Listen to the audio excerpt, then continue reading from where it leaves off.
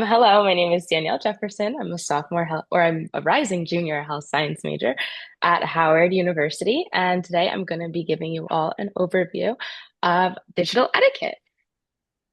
So let's get started. First, just talking about why digital etiquette matters. As many of us will be entering our professional spaces in the upcoming years, if we're not already in them, digital etiquette is going to be very, very important, especially after COVID-19. There are so many different methods and different things that have been moved to primarily online formats. Whether you continue working with RIPG or working in other spaces, you will need to know a lot of this stuff. So this presentation covers professional email writing, Zoom and virtual meeting etiquette, your just general professional digital profile, and then just a little brief overview of just other messaging tools, just in case you need to use them in other spaces.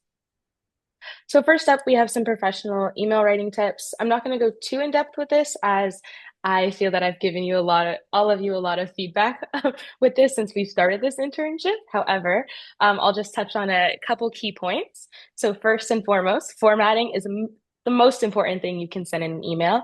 Make sure that the spacing looks appropriate. There's not any weird inconsistencies with the sizing. There's not odd things that are bolded. You use things that are bolded for things that are important, and so on and so forth. With that, also make sure that you're keeping the language professional. We should always, always, always be using professional language in any email that is sent. It does not really matter who it's sent to, but email is a more formal form of communications, and thus you should be using professional language. Make sure that you address the individual.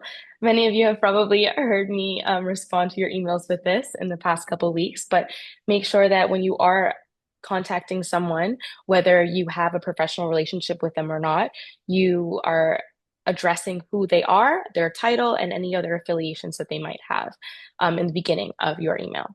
With that, this, it may or may not be common knowledge, but please, please, please do not use any abbreviations in your emails. I would even prefer and try to not use connotations as well, but definitely don't use any abbreviations.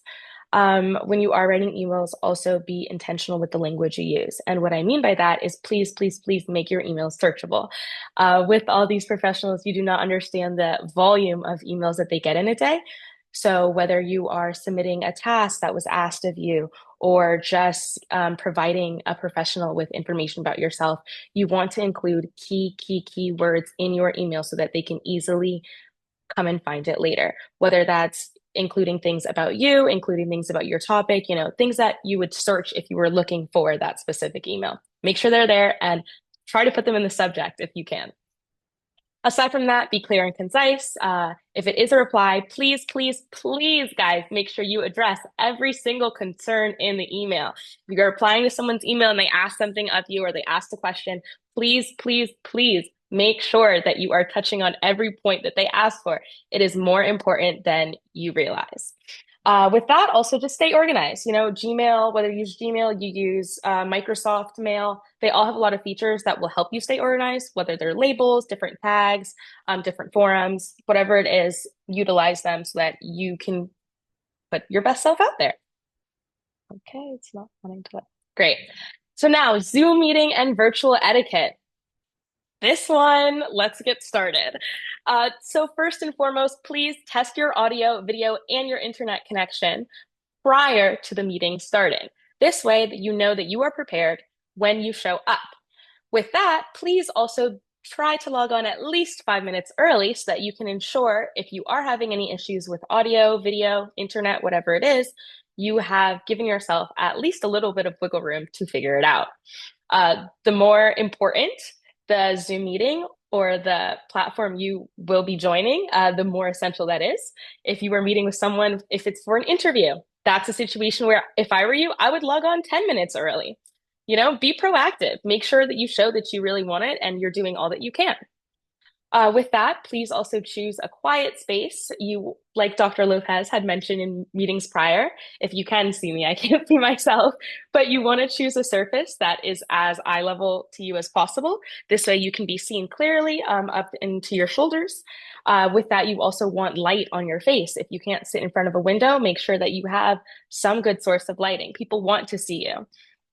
Also, be sure to be dressed from the waist up, at least.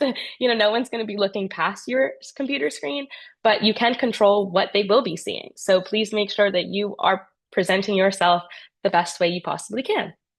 Aside from that, just some things during the meeting, which you all have been pretty good about, just, muting yourself when you're not speaking to ensure there's no background noise coming in that could interrupt the speaker, making sure that you keep your camera on unless you're having some external issue or you're told otherwise, just because making sure that the other members of the Zoom meeting can see your face shows engagement and shows that you're listening, shows that you're worth their time, they're worth yours.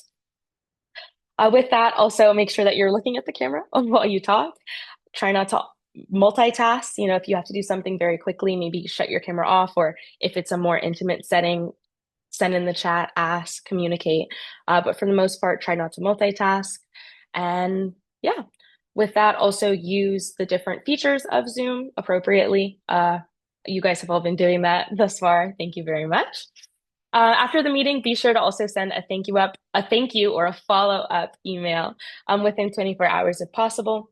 It depends on the type of meeting. However, I think that this is just a gold standard and a really good, habit to have when you are in any sort of professional space. Making sure that you are constantly following up with professionals shows that, you really care about it, you really want that opportunity, and you really want to build that network. With that, I would also say try not to leave Zoom meetings until the members, until those that are above you. So let's say it's your supervisor, your boss. Typically, I always let them leave first. Unless they say, hey, you're good to hop off, they're going to stay on the Zoom meeting and speak with another person. You always want the people that are more senior to you to hop off the call, to leave first, whatever it is. Alrighty. Building your professional digital profile. So the first part of this slide is primarily focused on LinkedIn, as it is a professional kind of form of media, but please take this with all forms of media and with anywhere online where you're giving a presentation or you're presenting yourself. With that, LinkedIn specifically, but please, your profile photo should be a professional headshot or something as close to it as you can get, a blank background, business attire, etc. Your headline is the first thing that people are going to see when they go to your profile. So I just put a little, example here, but please make it something similar to that. If you have any questions or you want help with your LinkedIn, please let me know. I'm more than willing to help you. With that, underneath your headline, you'll also have a summary of yourself. This should be 3 to 5 sentences talking about who you are, where you're coming from, and even your future aspirations so that professionals know what you're looking for and when they may or may not want to contact you. On the rest of your LinkedIn, you'll list your experience, your skills and endorsements, and your connections. You can be very strategic about the things that you put on your LinkedIn, and this also applies to a resume, which we will hear about next week from Isabella. But your LinkedIn is essentially your social media your resume on a social media platform. So please be strategic with what you put on here and also how you describe the things that you're putting on your LinkedIn. The best advice I can give you is be as descriptive and quantifiable as possible. Lastly, I just have some notes on other things for all forms of media, any videos, anything like that. You never want anything out there of you where you are holding or involved in either alcohol, political rants, drugs, unprofessional language, all of the above.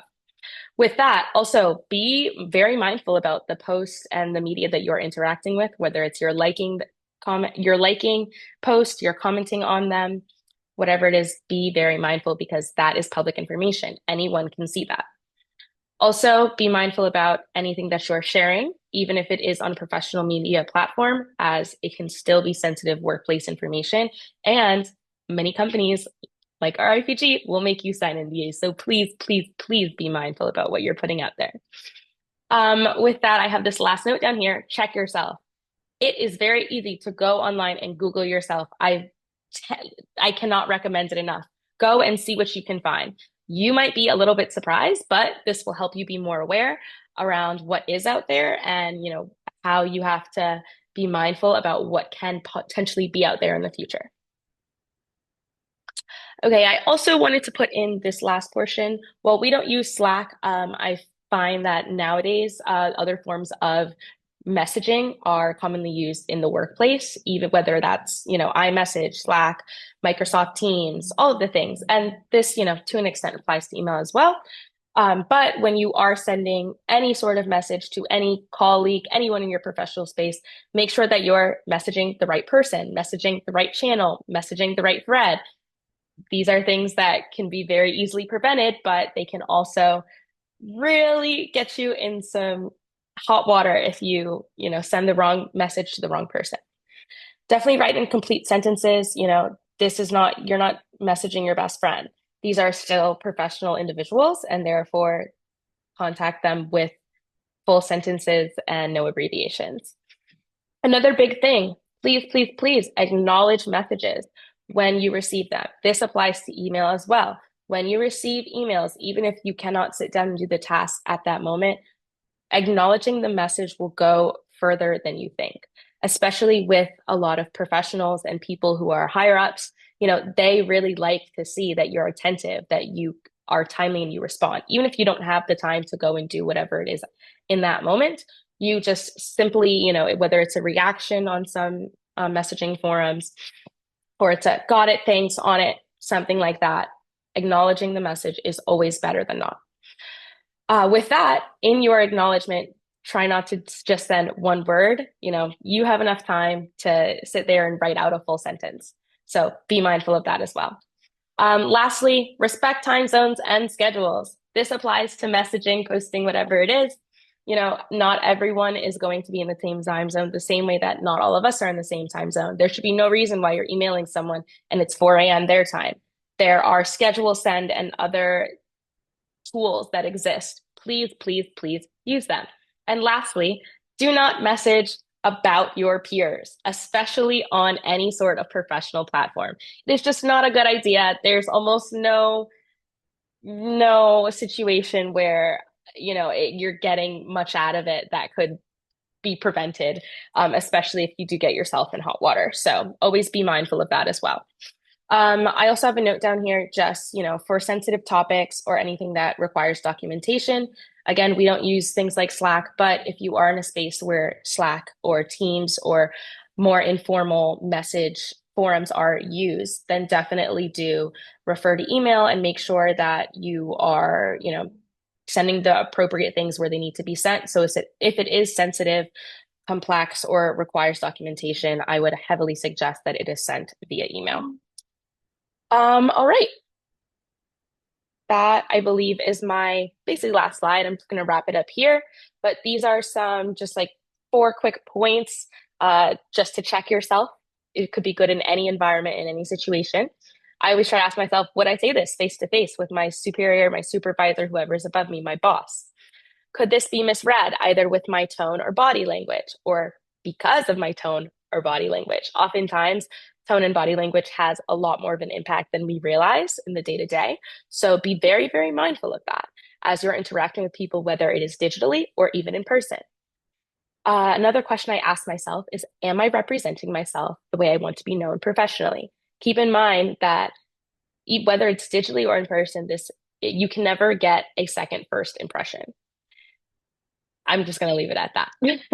And finally, just making sure, your timing, your audience, your formatting, all of the things are all correct. But yeah, that is my overview of digital etiquette. Let me know if anybody has any questions. I'm happy to answer. And like mentioned before, if anyone has anything more specific that they'd like me to look at or work on with them, I'm more than happy to.